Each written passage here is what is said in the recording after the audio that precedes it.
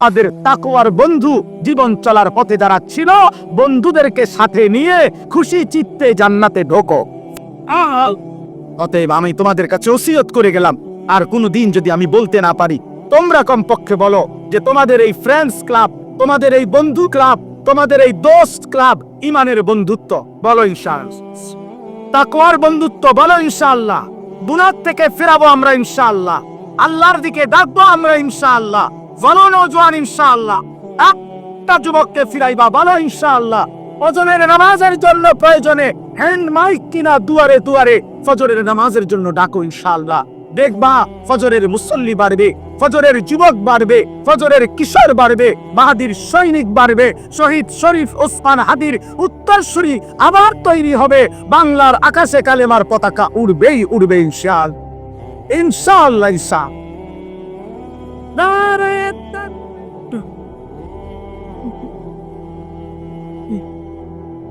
তুমি কি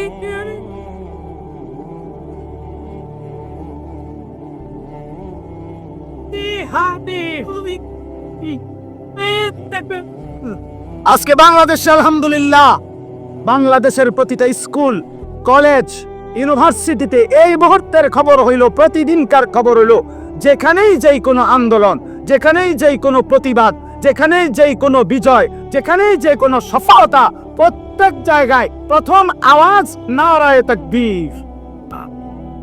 জানো মিয়া, খবর লাগাও, দেখো সারা পোলা মাইয়া সব একসাথে স্লোগান দেয় নারায়ে তাকবীর, ইনকিলাব, লাভ, নারায়ে তাকবীর, তাকবীর। আল্লাহ কবুল করেন, আল্লাহ ভালো রাখেন। সব ভাই বসো। আব্বা, একটা বিষয় গুরুত্বপূর্ণ আব্বা, এটা জরুরি যে কম হোক বেশি হোক আল্লাহর কথা মনোযোগ দিয়ে শুনতে হয়, দিল দিয়ে শুনতে হয়, আগ্রহ নিয়ে শুনতে হয়, ভালোবাসা নিয়ে শুনতে হয়। কোনো ব্যক্তির জনপ্রিয়তা দিয়ে শ্রোতার কিছু আসে যায় না, এতে কিচ্ছু হয় না। আমার কোনো জনপ্রিয়তাও যদি থাকে, এটার দ্বারা আমারও কোনো ফায়দা নাই, শ্রোতাদেরও কোনো ফায়দা নাই। এটা ধোঁকা, এটা একদমই ধোঁকা। আমাকে 1 কোটি মানুষ চিনলেও আমার কবরের আযাবও মাফ হবে না, আপনাদেরও না।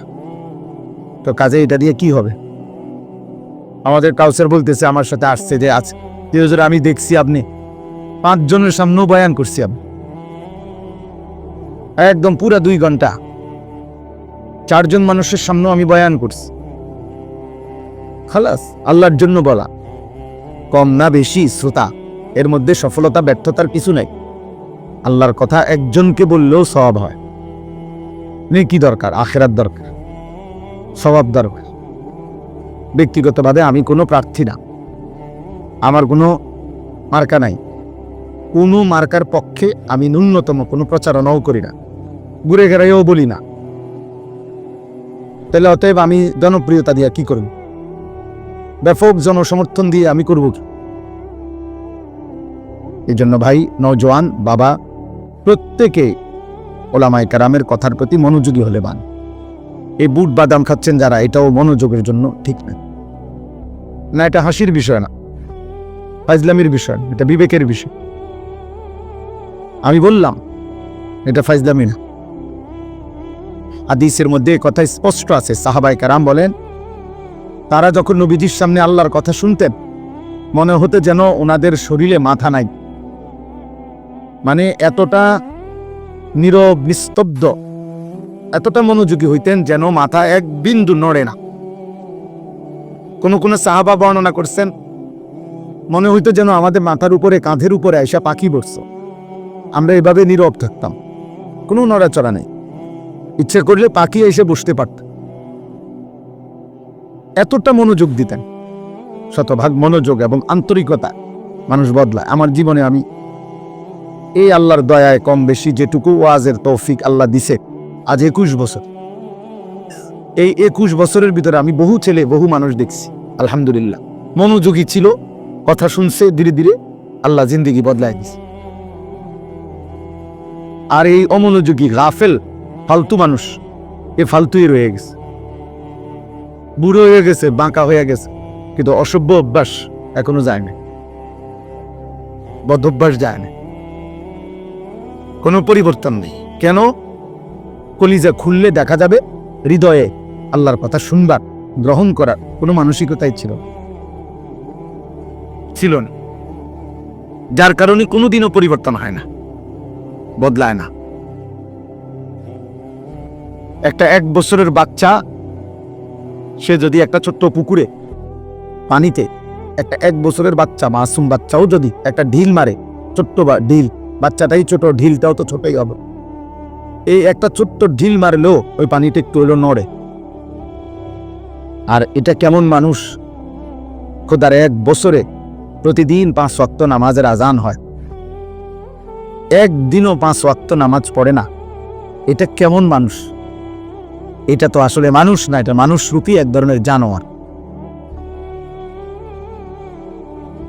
এটার তো কোনো দিল বলতে কিছু নাই। এই দিল যদি পাথরও হইতো, তাইলেও পাথরের উপরেও যদি কেউ 1 বছর পানি ঢালতো, পাথরটাও নরম হয়ে যেত। 365 দিন খোদার 1 বছরে কোনো দিন ফজরের আজান শোনে না। সে কিসের মানুষের বাচ্চা? এইটা অমানুষ না তো মানুষ? অমানুষটাকে? এইটা মানুষরূপী জানোয়ার না তো জানোয়ারটাকে?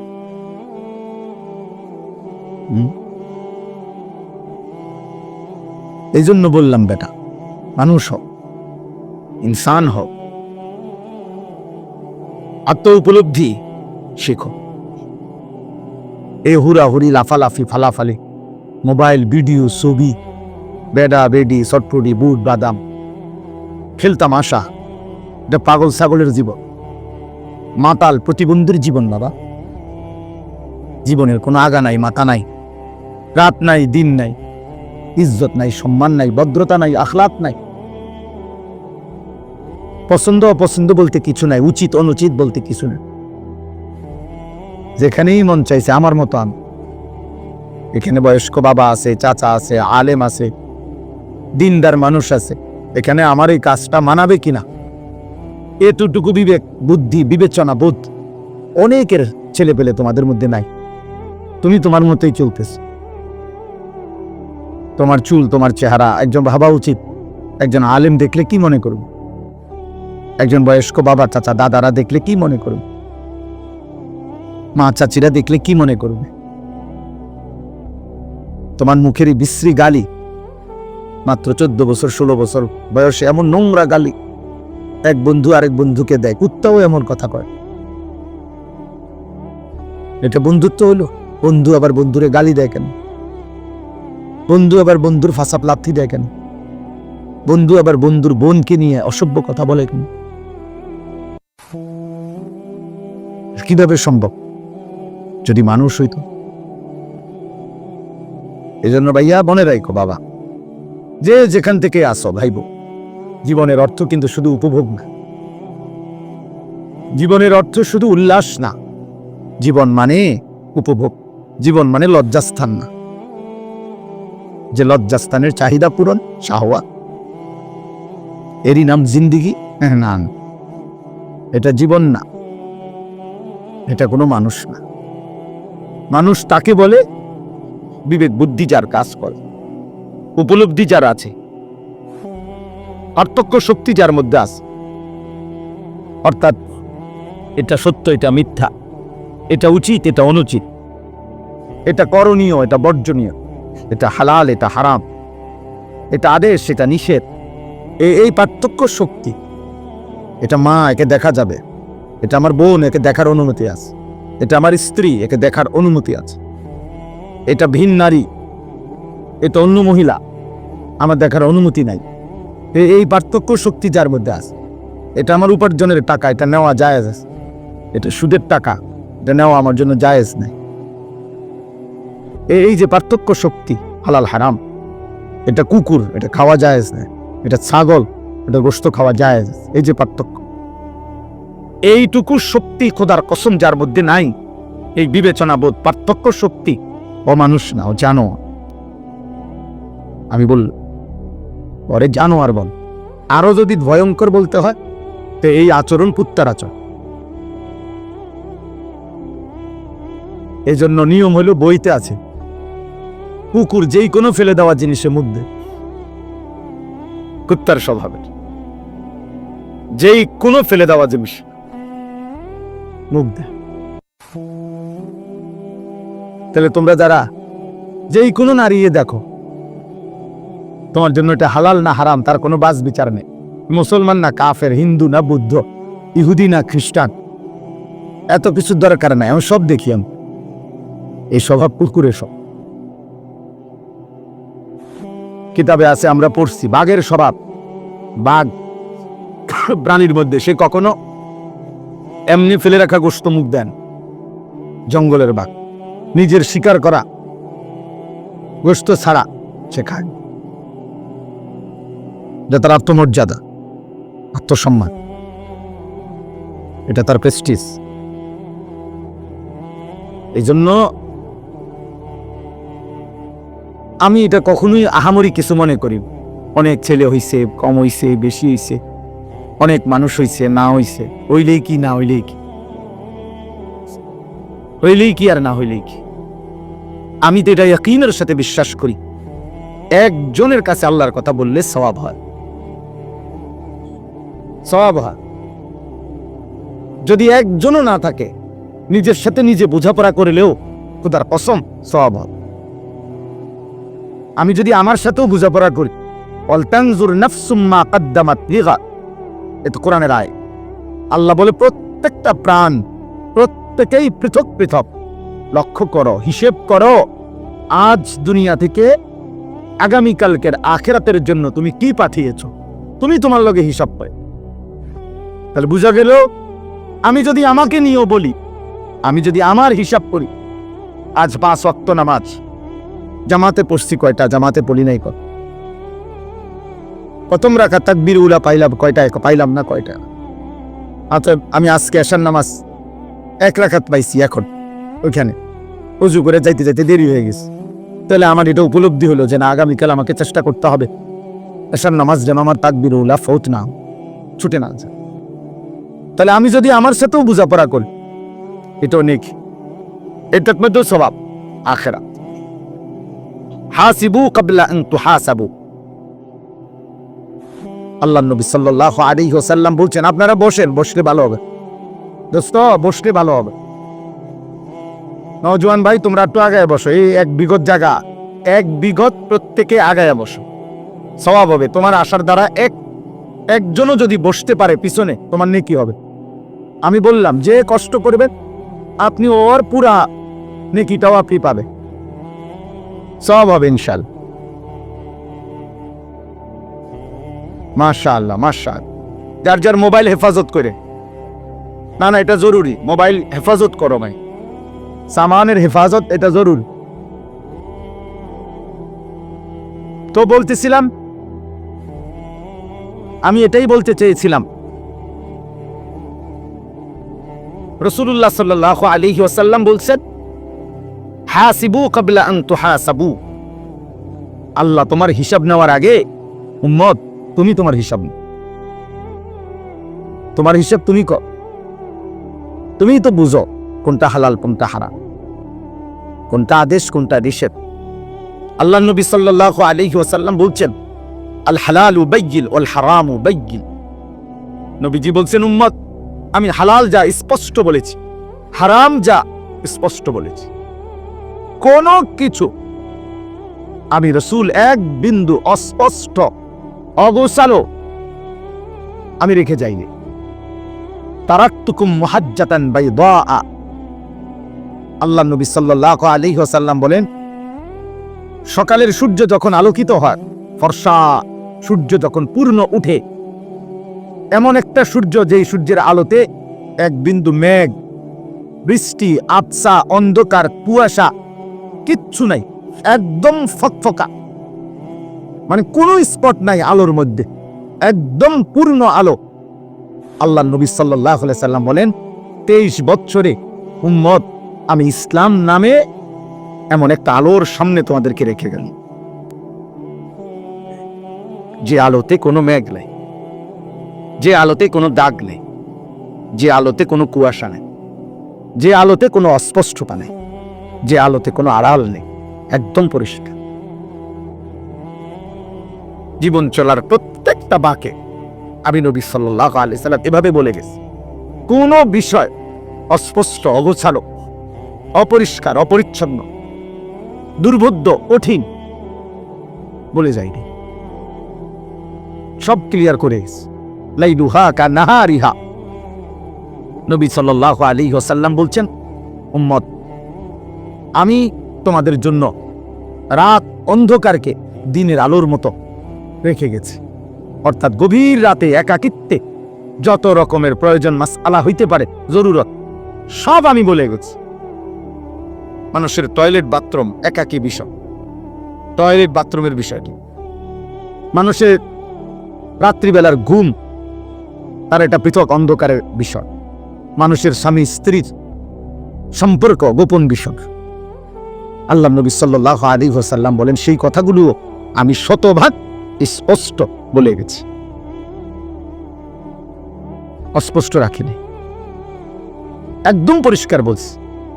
দুনিয়ার বাজার, ব্যবসা, লেনদেন, রাষ্ট্র, রাজনীতি, ঘর, সমাজ, যেমন আমি পরিষ্কার বলছি সব বিষয়। একাকী, একান্ত, ব্যক্তিগত, পারিবারিক, স্বামী স্ত্রী, অথবা শুধুই তোমার বিষয়, তাও বলেছ। কোন পাও দিয়া বাথরুমে ঢুকবা, কোন পাও দিয়া বের হবা, বাথরুমে ঢুকে পরনের লুঙ্গি, প্যান্ট, পায়জামা কখন খুলবা, ওইটা পর্যন্ত নবী বলে গেছে। কয়টা ঢিলা ব্যবহার করবা, টয়লেট পেপার, নবীজি বলে গেছে। শীতকালে ঢিলা ব্যবহার করবা সামনের দিক থেকে পিছন দিকে, না পিছন দিক থেকে সামনের দিকে, গরমকালে কোন দিক থেকে, আমি রাসূল সাল্লাল্লাহু আলাইহি সাল্লাম নবীজি তাও বলে গেছে, এভাবে শিখাইছেন। এভাবে উম্মতের কাছে একটা সুতা অস্পষ্ট রেখে ঘামে। দুর্ভাগ্য উম্মত, বিশেষ করে নওজোয়ান, যখন শিকার সময়, যখন নিজেকে গড়ার সময়, যখন নিজেকে সাজানোর সময়, তখন তোমরা লাওয়ারিসের মতো। কে মা, কে বাবা, কে আল্লাহ, কে রাসূল, কে সৃষ্টিকর্তা, কে বানাইলো, কোত্থেকে আসলা, কে কেন বানাইলো, কেউ তোমার উপরে কোনো দায়িত্ব দিছে কিনা, তোমার কোনো করণীয় আছে কিনা, কিচ্ছু খবর। অগণিত ছেলের চুল চেহারা দেখলে বোঝা যায়, চলাফেরা দেখলে বোঝা যায়। এখানে যদি এই মুহূর্তে এখন 1000 ছেলে বসে থাকো, 950 ছেলের চেহারা দেখলে বোঝা যায়। এশার নামাজের সেজদা দেন, হায় বেয়াদব, কেন বসলি? আল্লাহর দুশ্মন, একটা সেজদা দিতে মন চাইলো না তো, কেন বসলি? মৌলবীর ওয়াজ শুনে করবি কি বেটা? বক্তার ওয়াজ শুনে করবি কি? তোমরা তো জানতা আমার ওয়াজ শুনবা, মনে করো কম বেশি প্রস্তুতি ছিল অনেকের, শুনছো মাইকিং হয়তো, তো ঠিকই তো আছে। তো যেহেতু নিয়ত করছিল আল্লাহর কথা শুনবা, তো এশার নামাজ পড়লা না কেন? এশার নামাজ পড়লা নাকি? ছি ছি ছি ছি বেটা, তোদের যাদের কপালে এশার নামাজের সেজদা নাই, এক ওয়াক্ত না, থু তোর কপালে বেটা, থু তোর কপালে, যা বেটা তুই বেটা, মন চাইলে উঠে চলে যাবে। নির্লজ্জ, বেহায়া, দুশ্মন, আল্লাহর দুশ্মন বেটা, তুই নবীর দুশ্মন বেটা, মায়ের কলঙ্ক বেটাকে, তুই বাবার অপমান, তুই তোর মায়ের দুধের বেইজ্জতি, মায়ের গর্ভের অপমান বেটা, মুসলমানের সমাজে মুসলমানের কলঙ্ক বেটা তোমরা। তোদের মা তোকে আল্লাহ চিনাইতে পারে নাই, তোদের বাবা তোকে আল্লাহ চিনাইতে পারে নাই, চারিদিকের এত মসজিদ তোদেরকে আল্লাহ চিনাইতে পারে নাই, প্রতি ওয়াক্ত নামাজের আজান তোদেরকে আল্লাহ চিনাইতে পারে নাই, এত মাহফিল তোদেরকে আল্লাহ চিনাইতে পারে নাই, এত আলেম তোদেরকে আল্লাহ চিনাইতে পারে নাই, আল্লাহর কোরআন তোদেরকে মালিক চিনাইতে পারে নাই। মানুষের বাচ্চা হলি কেমনে বেটা?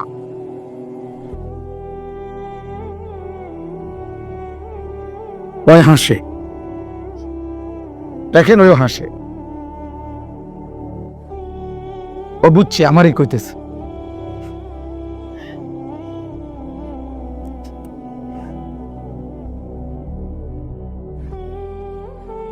জন্য লজ্জা থাকলে বেটা, রক্তে যদি মুসলমানের রক্ত থাকে এখন উঠে গিয়ে নামাজ পড়ে আয় বেটা, যা বেটা। এই হায়া মুসলমান হয়ে গেল কেমনে? কোনোভাবেই। আরে কিসের স্লোগান? দুই তিনটা হুঙ্কার, দুই তিনটা জোর আওয়াজে কথা বললেই আমরা এখান থেকে বৈশা ইউরোপ আমেরিকারে ধমক দিয়ালাম, এত সহজ হয়ে গেছে? হ্যাঁ, নাস্তিক মুরতাদ এত সহজে বয়ে পড়ে যায়। অথচ তারা বাংলাদেশে যারা ইসলাম বিরোধী, যারা মুরতাদ নাস্তিক, যারা ইউরোপের গোলাম, তারা অল্প বেটা, সংখ্যালঘু, তারা সংখ্যাগরিষ্ঠ আমরা মুসলমান। কিন্তু আমরা তাদেরকে ধর্মবিদ্বেষী বলতে পারলাম না, ওরা আমাদেরকে সংখ্যাগরিষ্ঠ মুসলমানের বাংলাদেশে ওরা আমাদেরকে জঙ্গি বলে চালাই দিল। আমরা হয়ে গেলাম ধর্মান্ধ, মানে আমরা ধর্ম নিয়ে অন্ধ। ওরা হয়ে গেল উদা, অল্প কয়টা ফাসিক ফুজ্জার, অল্প কয়টা নাস্তিক, নাস্তিকের দোসর। কারণ আমরা তো তোমাদেরকে বুঝাইতে পারলাম না, তোমরা তো আমগরে মনে করছো আমরা যারা হুজুর, আমরা মোল্লা, আমরা এতিমখানায় বড় হয়েছি। তোমরা ভাবছো আমরা এতিম বাচ্চা, আমরা ভিক্ষা করে খাই। তোমরা ভাবছো আমরা সমাজের অবহেলিত, এজন্য বেঈমান আমাদেরকে উপহাস করে, বেঈমান আমাদেরকে নিয়ে তামাশা করে। সংখ্যাগরিষ্ঠ মুসলমানের বাংলাদেশে আমরা কোরআনের আলোকে নারীর অধিকার বুঝাইতে পারলাম না, আর বেঈমান মুশরিক এবং মুশরিকের অনুসারীরা সংখ্যাগরিষ্ঠ মুসলমানের বাংলাদেশে কোরআনুল কারীমের মধ্যেও নারীর অধিকার সংরক্ষিত হয় নাই, এ কথার স্পষ্ট বক্তব্য এই 5 আগস্টের পরেও এই বাংলাদেশে দিয়েছে। কেন পারলাম না যুবক আমরা বুঝাইতে? আমরা ব্যর্থ হলাম কেন?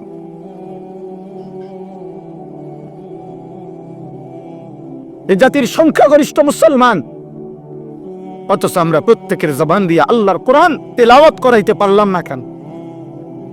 বলো, আমরা হেরে গেলাম কেন? তোমরা বলো, এখানে যারা বসছো তোমরা তো সবাই আলহামদুলিল্লাহ মুসলমান আব্বা, কিন্তু এখানে তোমরা দাঁড়ায়া বলো, এক পাশে দাঁড়ায়া, যে তোমরা আল্লাহর কোরআন পড়তে পারো না। দেখে দেখেও শুদ্ধ কোরআন শরীফ পড়তে পারবে না একটা পৃষ্ঠা। এই পরিমাণ মানুষের মুসলমানের সংখ্যা এই মুহূর্তে এখানে বেশি নাকি কম? তোমাদের বিবেক তোমরা দেখা বল। তাইলে বলো বাপ, আমরা হেরে গেলাম কেন? আমরা ব্যর্থ হয়ে গেলাম কেন?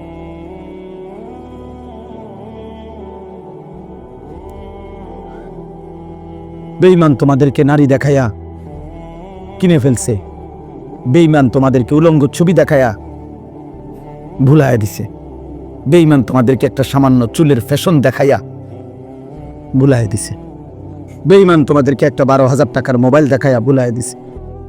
আর আমরা অসহায়ের মতো তাকায় থাকি, আমরা ফজরের নামাজের মুসল্লির জন্য দাঁড়িয়ে থাকি, ফজরের মুসল্লির জন্য দাঁড়ায় থাকি। আহা, মুসলমানের সমাজ থেকে যদি কেউ আসতো, আমি নিজ চোখে দেখছি, আমার তো এই 2 চোখে আমি দেখছি।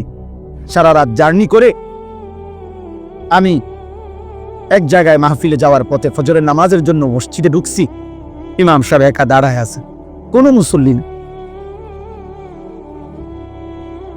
কোনো মুসল্লি নেই। তাইলে মহল্লা তো মুসলমানের মহল্লা। ইমাম সাহেব বেচারা অপেক্ষমান, যদি কেউ আসে দয়া করে,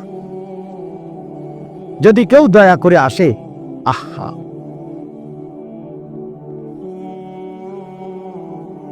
এই জন্য আব্বা আলহামদুলিল্লাহ আমি তোমাদেরকে উৎসাহিত করতে চাই, বিবেক জাগাইতে চাই। আমার এটা ফিকির, আমার এটা প্রেরণা, আমার এটা প্যারেশান। আমি এই অস্থিরতা নেই, আমি আসলে আলাদা কোনো আমারে কেউ যুবকদেরকে বলতে হবে এমন কোনো রাষ্ট্রীয় দায়িত্ব দেয় নাই, এমন কোনো হুজুরও আমারে কেউ দায়িত্ব দেয় না। কসম খোদা, কেউ বলে না। আমার আনুষ্ঠানিকভাবে কোনো অফিসিয়াল লিডার, কোনো আমার মন্ত্রণালয় দিছে না কেউ যে আপনার দায়িত্ব যুব মন্ত্রণালয়, আপনার দায়িত্ব কিশোর মন্ত্রণালয়, আমার কোনো এমন কিছু কেউ বলেন। আমি তো এমনি বয়ান করতাম, কিন্তু কেন জানি আমি হৃদয় থেকে, অন্তর থেকে আমার হৃদয়ে এটা উপলব্ধি হয়েছে বলতে বলতে আল্লাহর ইচ্ছায়। তো এখন সবাই বলে আমি যুবকদের জন্য বেশি বলি। বেশি বলি না কম বলি আমি এও বুঝি না, আমি জানি না। বাকি আমার বলা আমি বলি কিছু বলতেছি এতটুকু। কিন্তু আমার অনুরোধ তোমাদের কাছে হাত জোর করে, এখনো আলহামদুলিল্লাহ মুসলিম কিশোর যুবক ব্যাপক পরিমাণ প্রচুর আছে, এবং যুবকের শরীরে আল্লাহ প্রদত্ত শক্তি, খোদার কসম, শক্তি বলতে যেটুকু, সকল শক্তি, শরীরের শক্তি, হাতের শক্তি, ব্রেনের শক্তি, বিবেকের শক্তি, চোখের শক্তি, কানের শক্তি, জিহ্বার শক্তি, বুকের শক্তি, পায়ের শক্তি, লজ্জাস্থানের শক্তি, সমস্ত শক্তি পূর্ণ মাত্রায় আল্লাহ সৃষ্টিকে যা দিয়েছেন তা যুবককেই আল্লাহ তাআলা পূর্ণ দিয়েছে। এটা আল্লাহ কোরআনে বলছে, সুম্মা লিতাবলুগু আশুদ্দাকুম।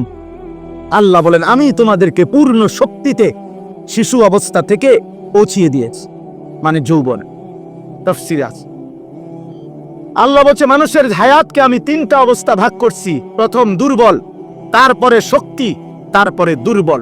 প্রথম দুর্বল শিশুকাল, দ্বিতীয় শক্তি যৌবনকাল, তৃতীয় দুর্বল বৃদ্ধকাল। আল্লাহ তাআলা বলছেন আমি মানুষের জীবন তিন ভাগে ভাগ করছি। এর মধ্যে শক্তি বলতে যেটুকু দিছি সেটা যৌবনকাল, শিশুকাল তাও দুর্বল, বৃদ্ধকাল তাও কি করিলে কিছু এখনই করো, ভাবলে কিছু এখনই ভাবো। এখন ভাবনাও পরিষ্কার, চিন্তাও করতে পারবা ফ্রেশ। 60 বছরের বুড়া মিয়ার ভাবনা শক্তিও কমে গেছে, 70 বছরের চাচার বিবেক বুদ্ধিও কমে গেছে। আগের মতো মনে রাখতে পারে না, আগের মতো চিনে না। কোরআনুল কারীমের মধ্যে আছে আল্লাহ তাআলা বলেন অমিনকুম মান ইউরাদ্দু ইলা আরজালিল উমর লিকাই লা ইয়ালামা মিন বাদি ইলমিন শাইআ। আল্লাহ তাআলা বলেন আমি আল্লাহ অসংখ্য ব্যক্তিকে জীবন চলার পথে একেবারে নিষ্কর্মা, অক্ষম, অসহায়, বৃদ্ধ বানিয়ে ফেলি। কতটা বৃদ্ধ? আল্লাহ বলেন একটা সময় আমি কাউকে কাউকে এমন বৃদ্ধ বানাই যেই বৃদ্ধ হয়ে গেলে সে আর একটি বিষয়ের জ্ঞানও তার আর থাকে না। কোরআন শরীফে লিকাই লা ইয়ালামা মিন বাদি ইলমিন শাইআ। গত 60 বছরে সে জানতো যা 70 বছরে যা জানতো আজ আর কিছুই জানে, আজ আর কিছুই কি নাই মনে নাই। আমার আম্মার বয়স 75 বছর, আজ আর কিছুই বোঝেন। আমার মা ক্লাস 4-এ পড়ছে, 4র্থ শ্রেণী।